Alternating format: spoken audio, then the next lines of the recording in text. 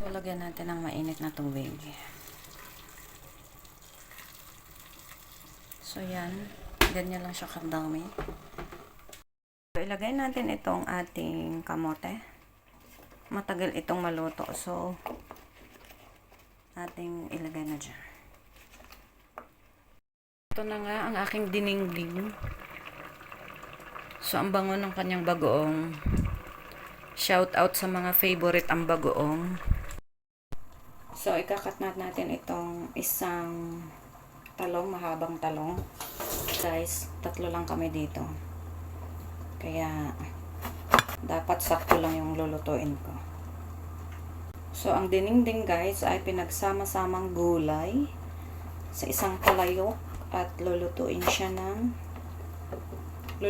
ng sabay-sabay in a low fire.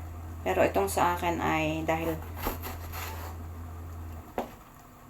matigas yung kamote, inuna ko muna siya. So, ating isusunod ang ating talong at ang ating kalabasa. So, sa mga Ilocano, mayroon yang saluyot, string beans, kung ano-ano pa. So, itong sa akin ay 4 na klase lang. Kamote, talong, kalabasa, at saka malunggay. So, dyan sa mga taga-Simara, ang dami niyang ganitong klaseng gulay. Pwede nyo nang pagsama-samahin. Inaslom na may bagoong. Itong kamote pwedeng ilagay. So, ating ilalagay na to. Yan. Yan siya. Nilagay na natin. Then, isunod na natin ang ating buko na kalabasa. Ayan, hindi ko na siya binalatan kasi malambot yung balat. So, wala akong pritong isda. So, ang dinengding ay mayroong pritong isda or grilled na isda na ilalagay doon. So, kapag mayroon na ganong isda, ang sarap. So, guys, kagabi ay nag-ano na kami ng isda, salmon na sinigang. So, yung tira kakainin namin at saka itong gulay. So, for sure, baka konti lang kakainin kong rice at ito lang gulay. Si mother hindi ko alam.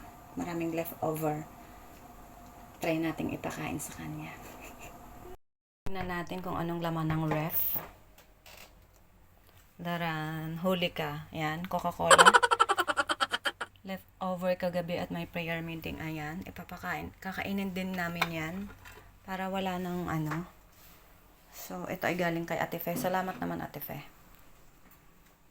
Then, ayan. Ito ay matamis. Nakatsamba ako ng matamis na melon. Watermelon. So, itong ating, hindi na ito nakakahiya guys, na i-raid ang ating fruit dispenser. Kasi, fruit and vegetable dispenser. Ano bang tawag dito? Tray or whatsoever. Anong tawag? So, nalinis ko na siya kanina. So, wala nang mga bulok. Nakakahiya naman kung may bulok, diba? So, kaya yan. Malinis na siya. At ang mga itlog ay dahil sobrang init dito sa Madrid, dapat ilagay. So, yan ang laman niya, guys. Ang fruits kaysa gulay. Kasi tinapon ko na yung mga bulok. Guys, kung may nabubulok kayong mga mga fruits, pwede rito. Kasi mas marami yung nabubulok na prutas kaysa fresh. Nakakalimutan ng kainin at iluto. Yan ang sinaing. Nagluluto na ang sinaing. Na siya. Malapit na siyang maluto. 5 minutes more. Ilagay na natin ang malunggay. Patayin na natin. So, luto na siya lahat. So, this is it. Ito na ang aking dinengding Ilocano dish. Guys, hindi pala siya dinengding. Walang isda. Patawa. Papainit tayo ng paa ng manok. Tira kagabi. Ayan. So, rich in collagen. Kaway-kaway sa mga mahilig sa paa ng manok. So, gabi na, alas 10. At tayo ay magluluto ng parang ang dilim. Iisa yung ilaw. Luto tayo ng kaldereta Batangas. Manok. Chicken kaldereta. Batangas style. So, gayatin ang ating sibuyas. So, 1.5 ito. 1.5 na sibuyas. Beef liver spread. Wala na tayong ibang brand. Yan lang. Mantikilya. Chicken. And then, pickles. Kailangan ko ng pickles, pero wala akong pickles. Walang pickles doon, so I will take out the small pickles here. Then, butter, soy sauce, and salt, and black pepper. So, let's start. Siyempre, hindi yun mawawala. Kasi, ang kalderetang Batangas ay medyo maanghang.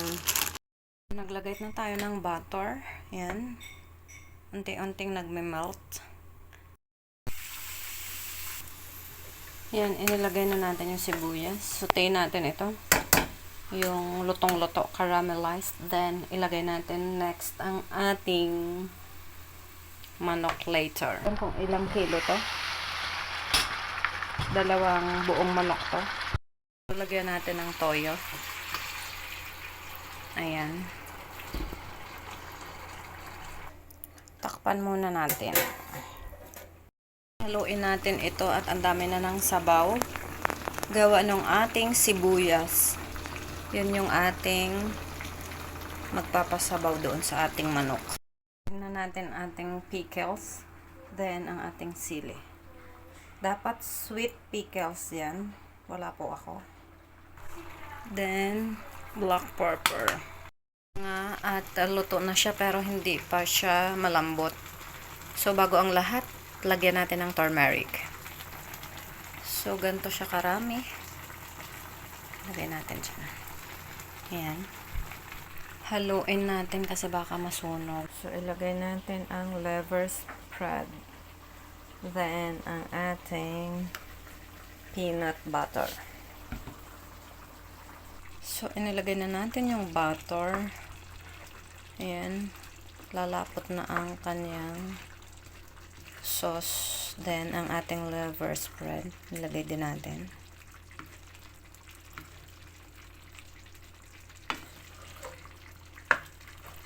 Ayan, oh.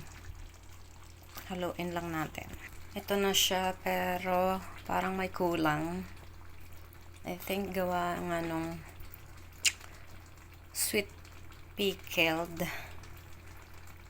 Yung sweet pickles, wala ako. Kaya parang kulang siya. Kailangan ko ng reaction mo. Anong lasa ng kaldereta? Tikman ko muna. Yes, ubos na. Dito na nga tayo sa totoo. Pinis, anghang siya. Masarap. Kakaibang kaldereta. Hindi ko pa yan natikman. Okay. So, ito yon yung niluto ko kagabi. Anong sabi mo, ate? Ang sarap ng paa ng manok ni Sarah.